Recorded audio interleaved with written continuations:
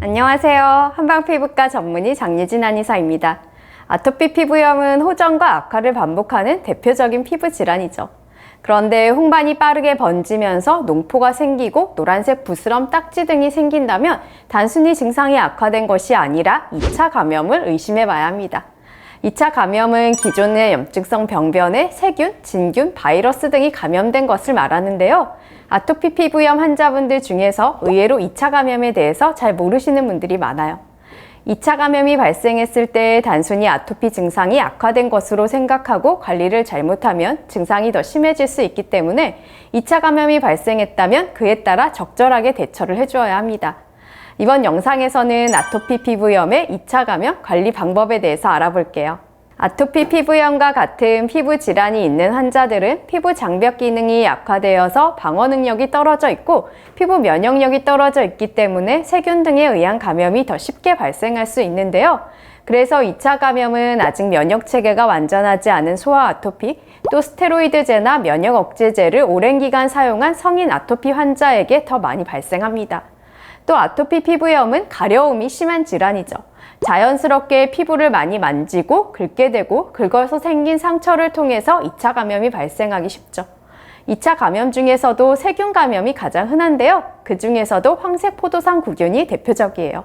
황색포도상 구균은 피부에 상재하는 균인데요. 이 균에 감염이 되면 균에서 분비되는 독소에 의해서 피부 표피가 탈락되고 피부가 짓무르고 붉게 부어오르는 증상이 발생하죠.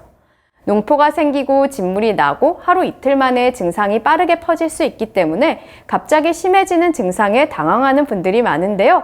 이때 적절하게 관리를 해주면 2차 감염 극복 가능합니다.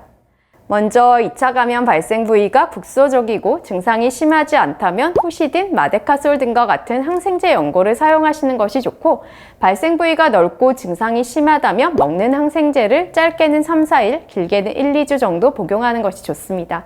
항생제 연고를 바를 때 많이 바르면 효과가 더 좋을 줄 알고 많이 바르시는 분들이 있는데요. 연고를 많이 바른다고 해서 효과가 더 크지 않고 어차피 일부만 흡수되기 때문에 상처 부위에 얇게 펴서 바르는 것만으로도 충분합니다. 항생제 치료와 함께 웻드레싱, 수분 드레싱과 포비돈 요드 소독을 적절히 해주시면 좋은데요. 먼저 웻드레싱은 생리식염수를 충분히 적신 거즈를 환부에 10분 정도 도포해주는 방법입니다. 이때 생리식염수는 방부제와 같은 보존제가 포함되어 있지 않은 멸균 생리식염수를 거즈도 멸균 겨즈를 사용하시는 것이 좋고, 생리식염수는 개봉 후 3일 이내 가능한 빠른 시일 내에 사용하시는 것이 좋아요. 웻드레싱 이후에는 물로 한번 가볍게 씻어낸 후 항생제 연고를 얇게 펴서 발라주시면 돼요. 그리고 증상이 심하다면 포비돈 요드 소독을 함께 하셔도 좋은데요. 웻드레싱을 시행한 후 포비돈 요드액을 바르고 자연스럽게 말린 후 항생제 연고를 발라주시면 됩니다. 포비돈 요드액은 비교적 피부에 자극이 적다고 알려져 있지만 혹시 피부에 자극이 될 수 있기 때문에 10% 정도로 희석된 제품을 사용하시는 것이 좋고, 또 한 번에 너무 넓은 부위에 적용하기보다는 국소 부위에 해보시고 괜찮으면 점차 범위를 넓히시는 것이 좋아요. 가끔 2차 감염이 없는데도 감염을 예방하기 위해서 소독을 하려고 포비돈 요드액을 사용하시는 분들이 있는데요. 장기간 사용하면 오히려 피부 재생에 방해가 될 수 있기 때문에 2차 감염 증상이 있는 기간에만 일시적으로 사용하시는 것이 좋습니다. 또 포비돈 요드액은 요드를 방출해서 각종 세균을 죽이는 역할을 하기 때문에 요드에 과민 반응이 있는 경우, 갑상선 기능에 이상이 있는 분, 임산부나 신생아, 신부전이 있는 분이라면 주의가 필요합니다.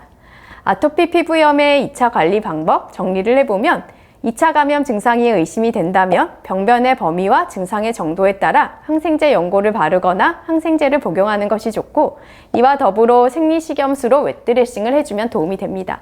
증상이 심하다면 포비돈 요드 소독을 함께 해주시는 것도 좋고요.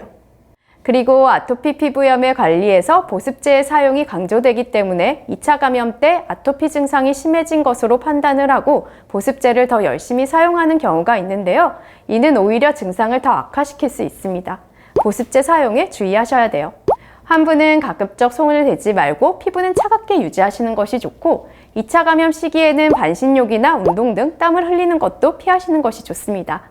이번 영상에서는 아토피 피부염에서 발생할 수 있는 2차 감염에 대해서 알아보고 관리 방법에 대해서 알아보았는데요.